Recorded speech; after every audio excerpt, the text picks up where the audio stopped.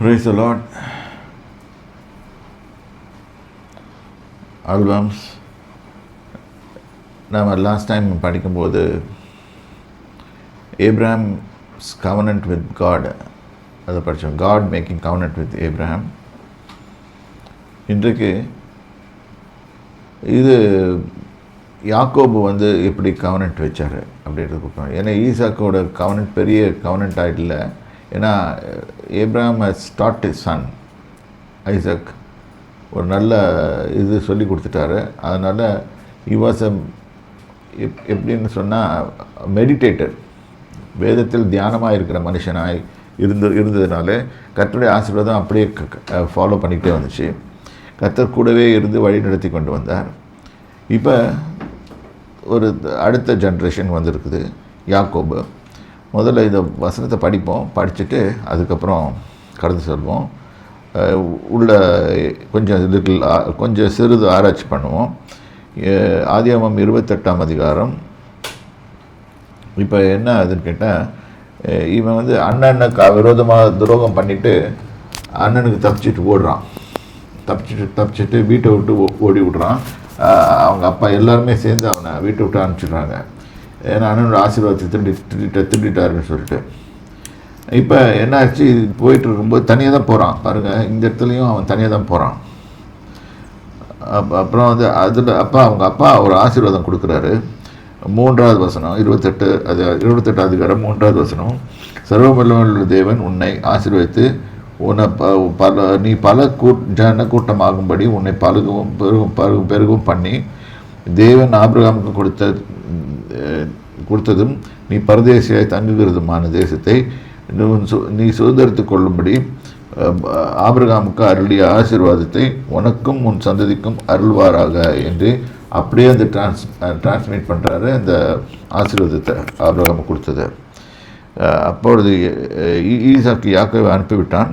அவன் பதான் அராமில் இருக்கும் தன் சீரியா தேசத்தானாகிய பெத்துவேலின் குமாரனும் தன் ஏசாவுக்கும் தாய்க்கும் லாபானுக்கும் சகோதரனுமான லாபான் இடத்தில் போக புறப்பட்டான். அங்கே இன்னொரு இன்ஸ்ட்ரக்ஷனும் கொடுக்குறாரு. யாக்கோபு அவரை ஆசீர்வதித்து நீ பெண் கொள்ளும்படி அவனை பதான் அராமுக்கு அனுப்பினதையும் அவனை ஆசீர்வதிக்க நீ கானானிய பெண்களில் கொள்ள வேண்டாம் அப்படின்னு சொல்லி அவனுக்கு இன்ஸ்ட்ரக்ஷன் கொடுத்து தான் அனுப்பிச்சி வைக்கிறாரு. இது ஏசாவும் கேட்குறான். இப்போ என்னாச்சு, இப்போ இந்த இடத்துல யாக்கோபு 10ஆம் வசனம். யாக்கோபு பேர்சாபேபை விட்டு புறப்பட்டு ஆரானுக்கும் போகிற பிரயாணம் பண்ணி அந்த இடத்துல சூரியன் அஸ்தமித்தபடினாலே அங்கே ராத்தங்கி அவ்விடத்தில் ராத்திரி ஆயிடுச்சு. பாருங்கள், ஒரு அந்த காலத்தில் வசதிகள்லாம் இல்லை, ஒன்றும் இல்லை, ட்ரெயின் இல்லை, ஒரு பிளேன் இல்லை, ஒரு பஸ் இருந்திருக்காது. தனியாக தான் பொடி நடையாக அப்படியே எடுத்துக்கிட்டு கூட ஒரு தடியை ஒன்று எடுத்துகிட்டு போவார்னு நினைக்கிறேன். இப்போ இங்கே என்னாச்சுன்னா, இந்த இடத்துல ஒரு இடத்துல சூரியன் அஸ்தமிக்கையில் அங்கே ராத்தாங்கி அவ்விடத்தில் ஒரு கற்களில் ஒன்று எடுத்து தலைகள் வைத்து அங்கே படுத்துக்கிட்டான். சரி, ராத்திரி இப்போ நம்மளெல்லாம் கேட்குற மாதிரி யாராவது கேட்கல, சாப்பிட்டானான்னு கேட்கல. ஒரு வேளைக்கு அவங்க வீட்டில் பேக் பண்ணி கொடுத்துருக்கலாம், அடுத்தது ஏதாவது ஒன்று பண்ணியிருக்கலாம். ஆனால் அந்த ராத்தங்கி அங்கே உட்காந்துட்டுருக்குறான். அப்புறம் அங்கே ராத்திரி சொப்பனத்தில் ஒரு சொப்பனம் கண்டான். அந்த சொப்பனத்தில் ஒரு ஏணி பூமியில் வைக்கப்பட்டிருந்தது. அதன் முன்னே வானத்தை எட்டியிருந்தது. அதில் தேவதூதர்கள் ஏறுகளும் இறங்குகளுமாய் இருந்தார்கள். அதற்கு மேலாக கர்த்தர் என்று உன் தாப்பனாக ஆபிரகாம் தேவனும் இங்கத்தில் God introduced in himself as is the God of ஏப்ரஹாம்னு சொல்லுறாரு. ஆபிரகாமின் தேவனும் ஈசாக்கின் தேவனும் ஆகிய கர்த்தர், நீ படுத்திருக்கிற பூமியை உனக்கும் உன் சந்ததிக்கும் தருவேன். உன் சந்ததி பூமியின் துளை போலாவும் மேற்கையும் துளை போல இருக்கும். மேற்கையும் கிழக்கையும் வடக்கையும் தெற்கையும் பரப்புவாய். உனக்குள்ளும் உன் சந்ததிக்குள்ளும் பூமியில் உள்ள வம்சங்கள்லாம் ஆசீர்வதிக்கப்படும். இது ஒரு வண்டர்ஃபுல் ப்ராமிஸ். அதனால தான் நம்ம இன்றைக்கி ஆசீர்வதிக்கப்பட்டிருக்கிறோம். நம்ம எல்லோரும்னா எல்லா மக்களும், உலகத்தில் இருக்க மக்கள், இது இயேசு கிறிஸ்துவ குறித்ததான ப்ராமிஸு. நான் உன்னோடு இருந்து நீ போகிற இடமெல்லாம் உன்னை பார்த்து உன்னை தேசத்துக்கு உன்னை திரும்பி வர பண்ணுவேன், நான் உனக்கு சொன்னதை செய்யும் அளவும் உன்னை கைவிடுவதில்லை என்று சொல்லி கர்த்தர் சொன்னார். இது இட் வாஸ் ஸோ ரியலிஸ்டிக்கு. அவன் அப்படியே நம்புகிறான், நான் அந்த சொப்பனத்தை நம்புகிறான். ஏன்னா அது ரியலிஸ்டிக்கான சொப்பனமாக இருக்குது. யாக்கோபு நித்திரை தெளிந்து எழுந்தபோது மெய்யாகவே தேவன் இந்த ஸ்தலத்தில் இருக்கிறார், இதை நான் அறியாதிருந்தேன் என்றார். எதுவுமே இது மாதிரி தான் நிறைய சூழ்நிலையில் தேவன் நம்மளோடு தான் இருப்பார், ஆனால் நம்ம அறிய மாட்டோம். நிறைய நேரத்தில் நம்மளோட இருந்து நம்மளோட ட்ராவல் பண்ணிட்டு தான் வருவார், நம்மளுக்கு புரியாது.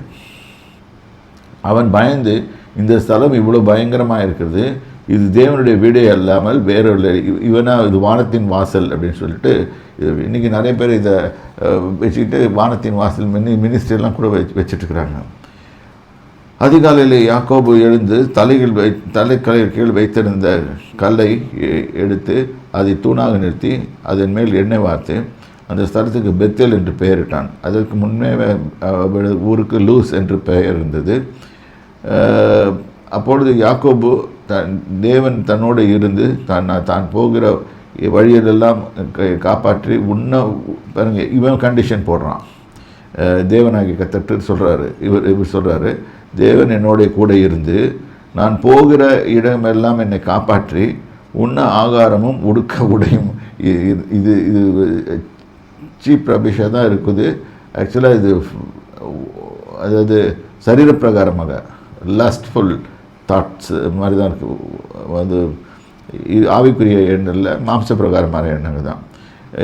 உடுக்க வஸ்திரமும் எனக்கு தந்து, அப்போ இவன் எல்லா லெவல்லையும் கர்த்தரை இன்வால்வ் பண்ணுறான். ஒன்று இது நல்லா புரிஞ்சுக்கணும்.